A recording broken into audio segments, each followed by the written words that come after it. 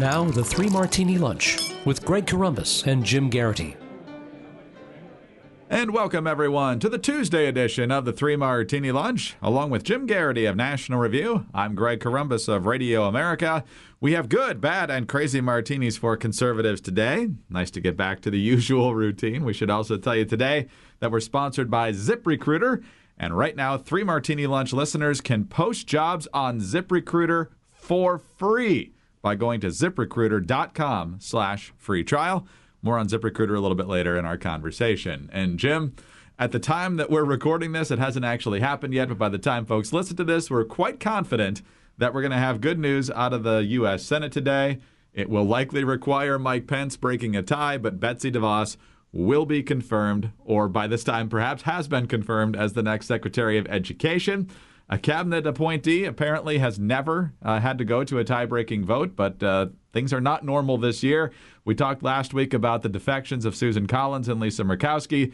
The good news is that they were able to drag 0 additional Republicans over to the opposition, and it looks like a woman who's got a long track record of championing quality education for everyone is on her way to becoming Secretary of Education.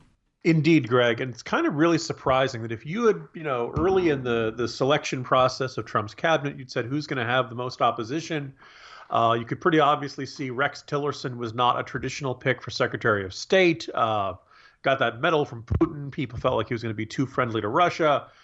Ben Carson, be the first to tell you, he's not really a housing policy expert, not really a natural pick for the housing and urban development. But it's pretty clear the most vehement opposition has been to Betsy DeVos, who and the arguments that I have seen against her don't really fly with me. And I guess the big question is, what do you think of America's public school system right now?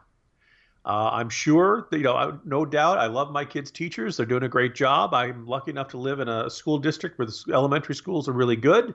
But there are a lot of schools in this country that aren't that good. And we kind of are left with this status quo that has been really disappointing for a lot of American families for a really long time. And one of the things that I think is probably the strongest argument to DeVos, who is a strong advocate for school choice, for vouchers, for a lot of let's say big time, large scale structural reforms to the education system. Look, we've tried the nice approach. We've tried the nice guy approach. We've tried tweaking. You could, people can pick their pinpoint for when the education reform crusade began. I think the Reagan-era report, A Nation at Risk, came out in 1983 and was the first to really say, hey, we're really falling behind other countries and our schools are failing our students. We've seen this through administration after administration, Republican administration, Democrat administration, No Child Left Behind, Race to the Top. We've seen all this nice tweaking on the margins, and none of it has really gotten us where we want to go. And in fact, the most recent time they studied the national testing, they actually backslid. And I just you look at the numbers. I was surprised how bad it was, Greg. 64% of fourth graders, 66% of eighth graders not proficient in reading. I mean, that's practically 2/3. Math, 60% of fourth graders, 67% of eighth graders not considered proficient. Both of those are slight declines from 2013. For most of the past 3 decades, we have been stagnant. You know what I'm willing to try, Greg? Betsy DeVos. Let's see how it goes.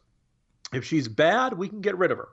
But I think at this point, the argument for the status quo is empty, and I'm willing to try somebody who's willing to make a bigger and more sweeping change. And the arguments from she, as I saw on Facebook the other day, she's destroyed all the public schools in Detroit, Greg. Destroyed them. There are none of them.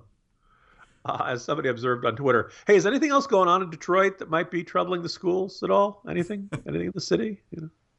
Well, they need RoboCop. Anyway, the point being that it's really interesting how much the flaws of the Detroit public school system, people are willing to put entirely on vouchers. No, they were doing just fine until the voucher program came along. So I find the arguments unpersuasive. I think it's, people will use their term whether they think it's disgraceful or really disappointing to see Murkowski and Collins flip on this.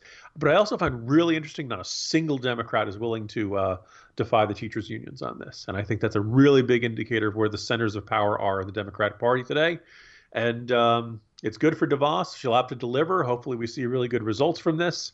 It's not. I don't think any Republican expected to have to spend this much political capital getting DeVos confirmed. No, nobody thought that. And I think a lot of conservatives were excited about the pick.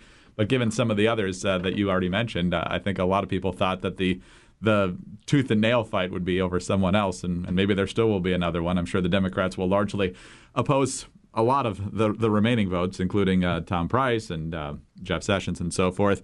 When it comes to Betsy DeVos, Jim, it's always a good idea to not necessarily like someone just because people you disagree with strongly on an issue don't like them.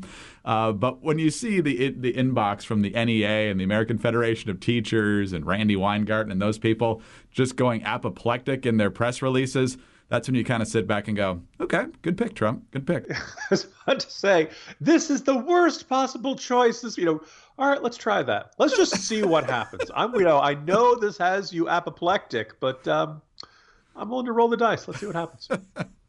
And Jim, we just have received word. It is now official. Here's Vice President Pence. On this vote, the yeas are 50, the nays are 50.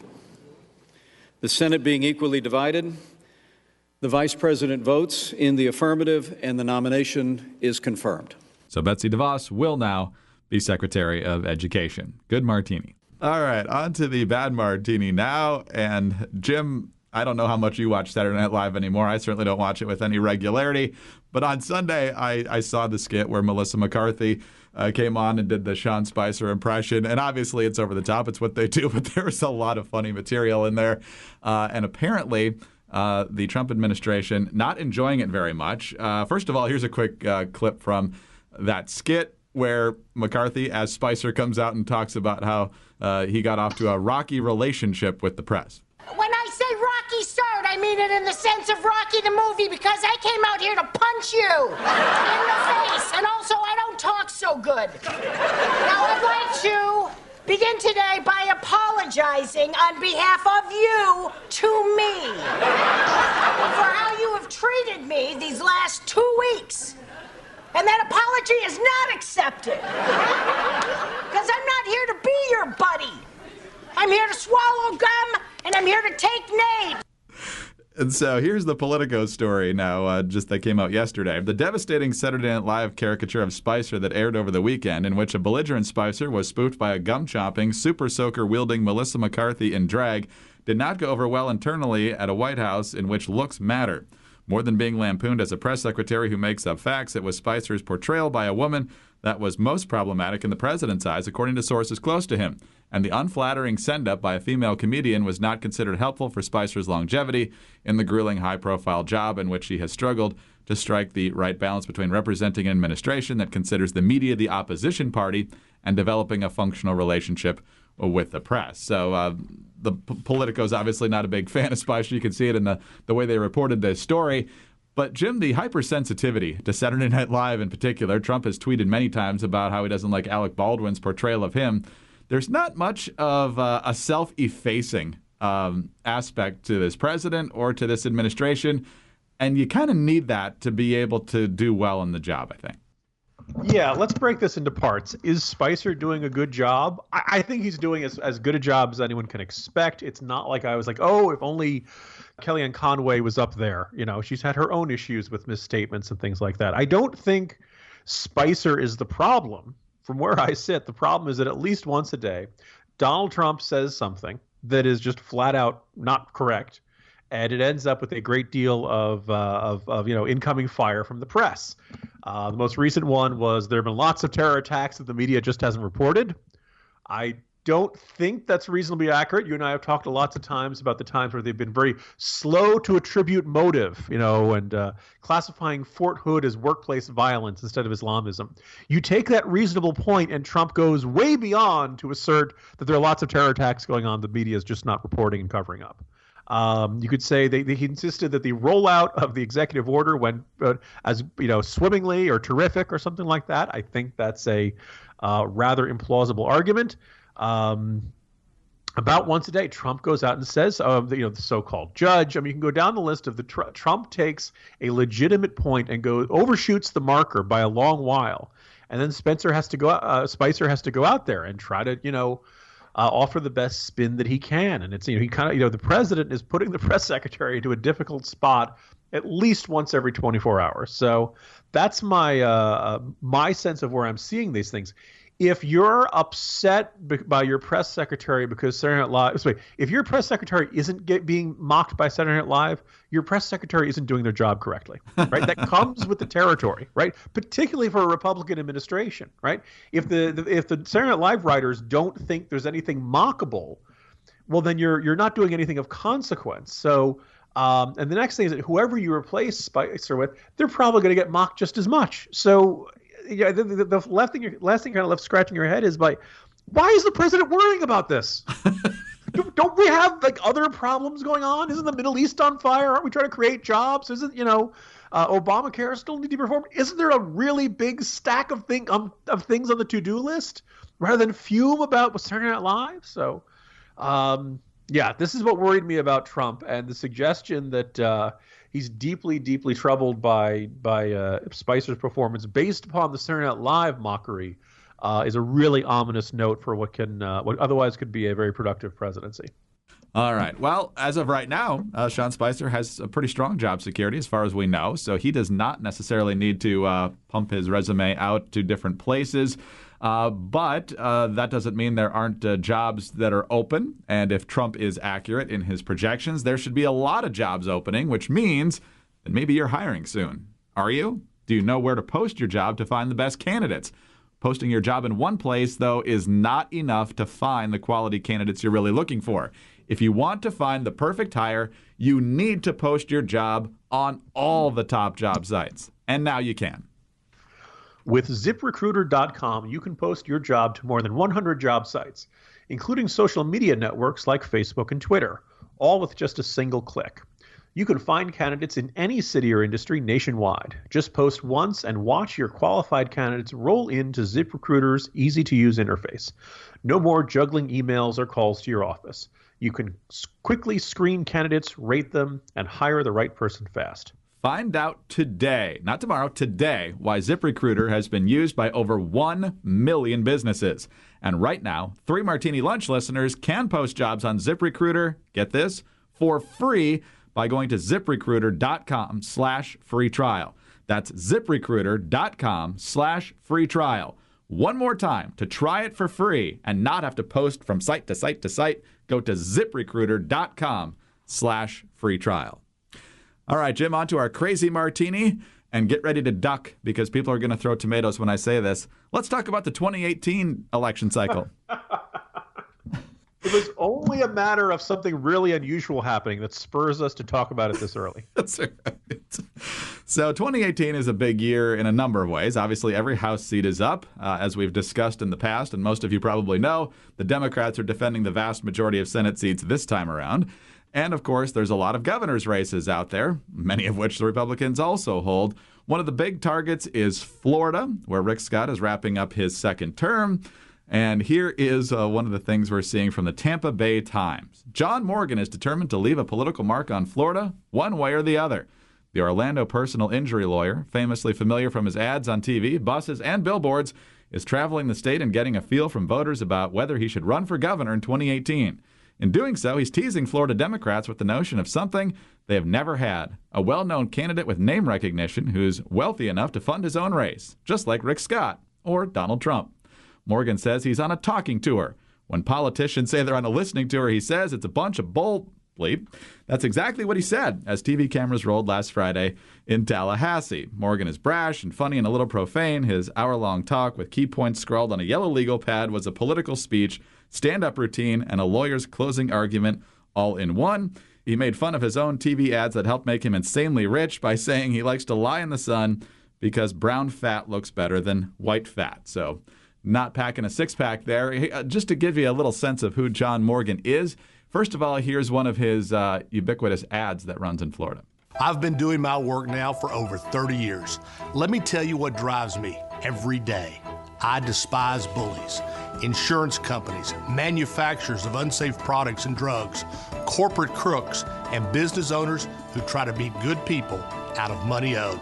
It makes my blood boil. So do you know who I am? I'm the bully's bully. Call me if you need me. I'm John Morgan, the people's lawyer. The people's lawyer. But here's how he got on TV back in 2014 when he was an advocate for medical marijuana in Florida. This is from News Channel 8 back in September of 2014.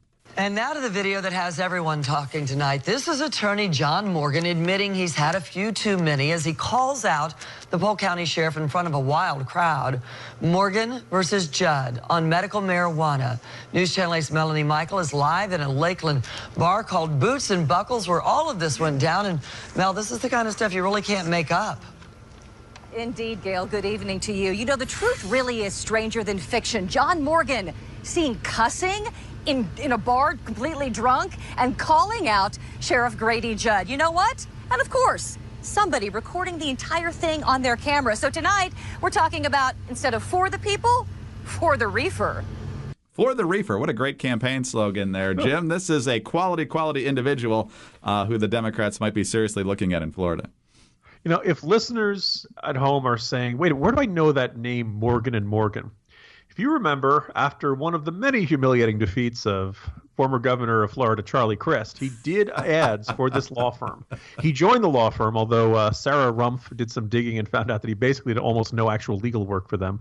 In fact, he had his law license was kind of suspended for a while because he hadn't taken the required continuing education courses. But this is, you know, apparently one of those law firms that you see popping up on your TV all the time, telling you chances are you need to sue someone. I was reminded of an old Saturday Night Live sketch about Green and Fazio. We've pioneered whole new areas of accident litigation, including bystander trauma, phantom whiplash, and near collision stress disorder. Why not come in for a free consultation and let us help you collect the money you didn't even realize you were entitled to? I mean, this is basically, we basically are looking at John Edwards with a slower metabolism here. And look, obviously his personal wealth would make him a formidable candidate. Florida Republicans should not sleep on this race or should not assume that they've got this race in the bag. It looks like it's going to be a very big primary for Florida Republicans. But I'll make an observation, Greg. This is Florida. This is Florida, the state that is, you know, increasingly diverse, growing and expanding. And Florida Democrats, never mind can they find a gubernatorial candidate outside of the same demographic that they ran in 2014. They can't even find one out of a different law firm, Greg. It's just the same old bunch of guys. Now, some people might say, look, instead of running an orange guy, you're running a tan guy. But yeah, so there we go. I'm sure, you know, he'll be a strong contender. But in case you were looking at, maybe 2018 will be a little more of a normal election cycle. Yeah, early indicators, don't count on that. Jim, fun times. I'm sure we'll get plenty more outstanding Democrats as the 2018 cycle builds, and we'll, I'm sure, have plenty to talk about tomorrow. Talk to you then. See you tomorrow, Greg. Jim Garrity of National Review. I'm Greg Corombos of Radio America. Thanks for being with us today. And a reminder to visit our friends at ZipRecruiter.com. Right now, 3 Martini Lunch listeners can post jobs on ZipRecruiter for free by going to ZipRecruiter.com/free trial. And please join us again on Wednesday for the next 3 Martini Lunch.